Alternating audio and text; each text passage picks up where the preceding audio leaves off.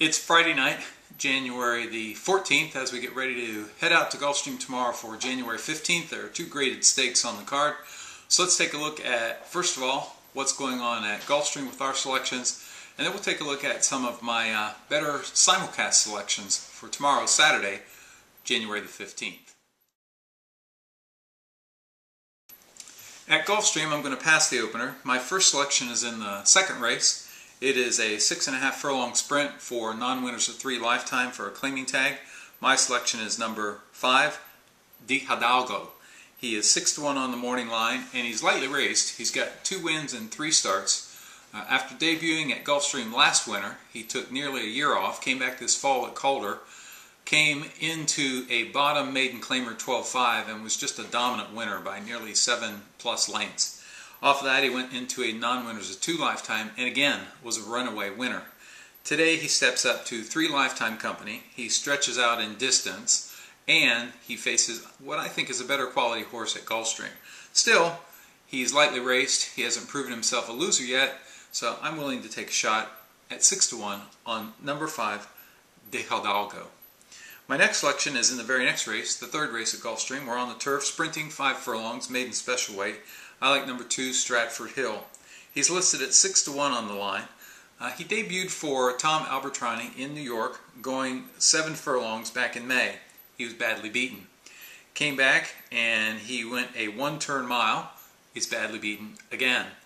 The owners transferred him to the Todd Pletcher barn. He's been off since last spring, and now he comes to Todd Pletcher's barn to debut at Gulfstream for his 2011 Premier start.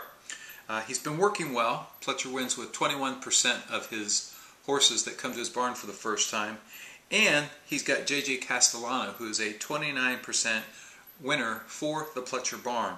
All these things added up. He's got 3 consecutive moves at Palm Meadows on the grass. I think Stratford Hill is ready to run solidly. So I will take a shot here at 6-1. I'll pass the 4th. In the 5th race, we go maiden special weight going 7 furlongs. My selection is number 4, Arch Traveler, and I will double the investment. He is 3-1 on the morning line. Arch Traveler was a good second in his debut at Aqueduct this winter, and he now goes out for Jimmy Jerkins in his 2011 debut. Jerkins is an outstanding 43% with second-time starters, and on top of that, Arch Traveler has been firing bullets in preparation for this start. I think he looks really good. That's number 4, Arch Traveler, double the investment in the 5th race at Gulfstream. In the 6th race, we're back on the turf, 8.5 furlongs, a claiming event. I'll take number 3, Church Services, who's listed at 8-1 on the morning line. Church Services goes out for Michael Maker, who is a good layoff trainer, good turf trainer. He went 1 mile and 3/16 last time out at Keeneland last fall, and he was running late. He's a deep closer, but he has Julien Leparoux aboard, and if there's anybody that can be patient on a horse and get a good big run out of him down the stretch, it's Leparoux. I think that he'll like the distance. It's a wide open race. I think he has a good shot at a good price for good human connections. So that's number 3, Church Service at 8-1 in Gulfstream's 6th race. In the 7th race is my bet of the day. It is the Grade 3 Mr. Prospector, and I will take number 6, Big Drama. I will bet triple the big time investment on him. I will probably go in heavily, probably as much as $40 on Big Drama. He's my best bet of the day at Gulfstream. He's running against one of my favorite horses, Custom for Carlos, and it's a short field of 6, so it's probably going to come down to one of these two. Custom for Carlos is 5 for 7 going 6 furlongs. He's a multiple Grade 3 winner. He won this race last year. He's been firing bullets. Why go against Custom for Carlos? Well, because Big Drama won the Grade 1 Breeders' Cup Sprint. Big Drama won the Grade 2 Smile Sprint. Big Drama set the track record in the Swale here at Gulfstream 2 years ago, and Big Drama was a good second in back-to-back Grade 1 sprints at Saratoga. I've never been a big fan of Big Drama, but he looks like he lays over this field. Might be coming back a bit quick from the Breeders' Cup, and it's an old adage to always go against Breeders' Cup runners first time back, but he's been firing bullets. I had read that he was being pointed for the Sunshine Millions, but his connections said that they just couldn't wait. He was jumping out of his skin. He's sitting on a big race.